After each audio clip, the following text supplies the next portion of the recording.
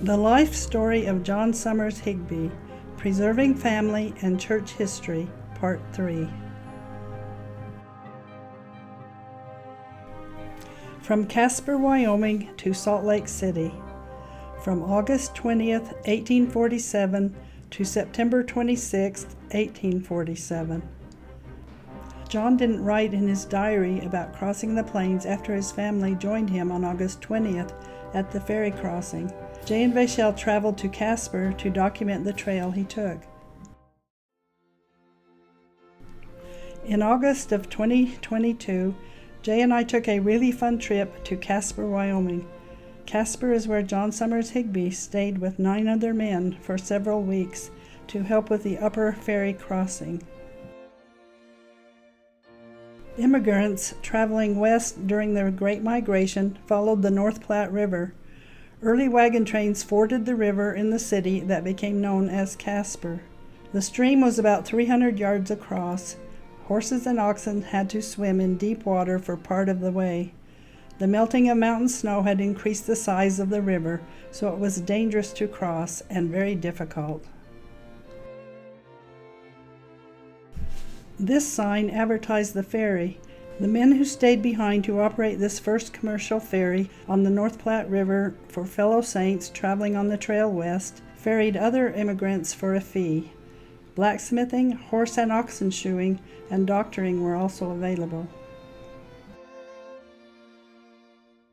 The Mormon ferry operation was moved downstream because other ferries had started ferrying immigrants across the river.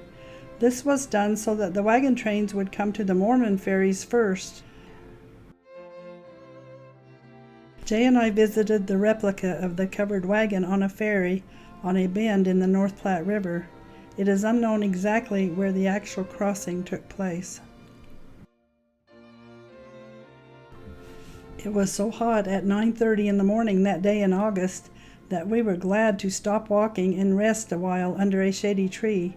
There weren't very many trees in the area. This one is on the trail from the covered wagon to the river. When we got to the river, we saw that the river had been tamed. A series of dams upstream from this site strictly regulates the flow of water on a year-round basis, so it looks way different than when John was there. We wondered how the pioneers could stand being in the August heat with no modern air conditioning. After arriving at the end of the trail at the river, we were so glad to go back to the motel just to cool off for a while. We found a lot of information inside the Fort Casper Museum about the pioneers crossing the plains. We took a lot of pictures inside the museum. We also enjoyed spending time at the National Historic Trails Interpretive Center in Casper.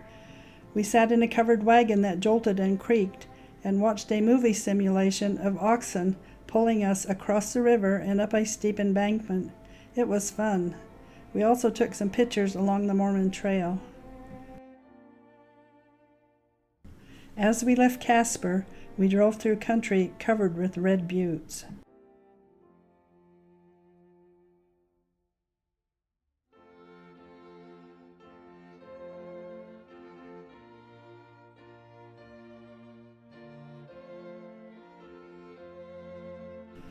This is land by Independence Rock in Wyoming. If the pioneers could get to Independence Rock by Independence Day, July the 4th, they knew they could make it the rest of the way to the Salt Lake Valley before winter. Pioneers on their way westward would stop at Independence Rock and carve their initials into the rock. Weather, time, and vandalism has erased many of the signatures, but some names are still there. We next stopped at Devil's Gate, a major landmark on the Oregon Trail. It is a 370-foot high, 1,500-foot long fissure or deep cleft through the Rattlesnake Mountains. It narrows to less than 50 feet at the bottom. Devil's Gate was a pleasant change for weary travelers on the 4-day trek across the rough, dry country after they had crossed the North Platte River in Casper. Brigham Young and his company camped near Devil's Gate on June 21, 1847. Early the next morning, Orson Pratt climbed to the top and made barometrical measurements. The trail passed to the south of the ridge as the gorge was impassable because of the pools of water and the rocks that were in it. We stopped next at the Visitor Center at Martin's Cove. The Martin handcart pioneers came across the plains several years after John's company had passed through this country. The sagebrush was beautiful at the Martin's Cove Visitor Center. It looked like it had been sprinkled with plenty of water. This is the type of sagebrush that John saw as he traveled through this flat, hot, desolate country in Wyoming. These are the mountains around Martin's Cove. The pioneers huddled here for protection from the snowstorms until they were rescued. The cove wasn't very close to the Pioneer Trail. Split Rock was a famous natural landmark used by Indians, trappers, and immigrants on the Oregon Trail. Split Rock can be seen as a cleft in the top of the Rattlesnake Mountain Range. My great-grandmother, Rebecca Walker Stones Barrington, was born in winter quarters. In 1861, she walked all the way across these plains with a wagon train at the age of 5. Imagine how hard that had to have been for a 5-year-old. There were many obstacles, such as rocks, prickly pears, ticks in the sagebrush, flies, snakes, streams of water to cross, and scary Indians to deal with. Their journey was very long. I'm sure they got really tired. I don't think that the pioneer children always sang as they walked and walked and walked in the heat. It must have been really miserable some of the time. But through the love of the gospel, the family was willing to make this intense sacrifice. All her life, Rebecca remembered the hardships and the kindness that was rendered to them by other members of the company. Many children and their parents probably enjoyed watching the beautiful clouds as they changed formations in the sky. They probably wished for rain to cool them off. The pioneers must have gotten very weary of seeing the same landscape day after day as they traveled mile after mile. The Twin Mounds are a minor landmark along the trail. These low hills on either side of the trail helped keep immigrants headed in the right direction to South Pass. William Clayton wrote that the Twin Mounds area was a good place to camp. South Pass is the Continental Divide. The water flows west to the Pacific Ocean or east to the Mississippi River. References to the easy passage through the Rocky Mountains had appeared in newspapers for a decade. With the discovery of South Pass, the Great Western Migration really began. Thousands of Mormon pioneers, future Oregonians, and Californians would use the trail in the following 20 years. On the way to Echo Canyon, pioneers would have enjoyed seeing these red cliffs. The pioneers went down Echo Canyon. They traveled past these tall red mountains.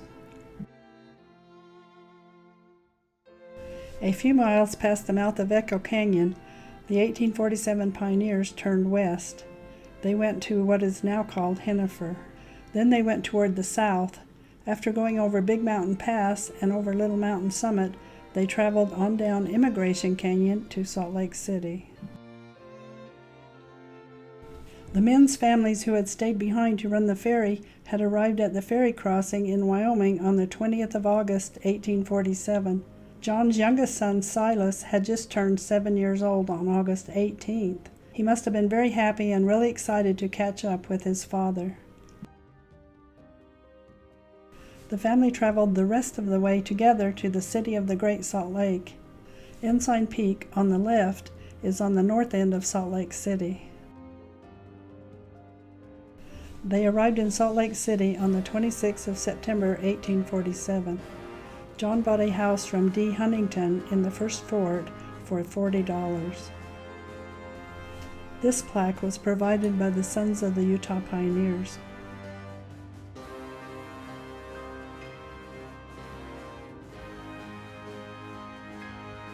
On the 10th of October, John was chosen captain of 50, 1st 100, 2nd Division for farming and military purposes.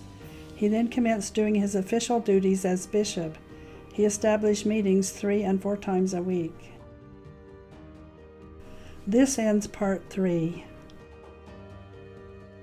The life story of John Summers Higbee, preserving family and church history, is continued in Part 4, History of Provo, Utah. You can learn more about John in the life story of John Summers Higbee, A Mighty and Powerful Instrument in the Hands of the Lord, by Vachel C. Higbee. Available on Amazon. To see Vachel's other Higbee family history books, see her website, lanternhousebooks.com. Links to both websites are available in the description.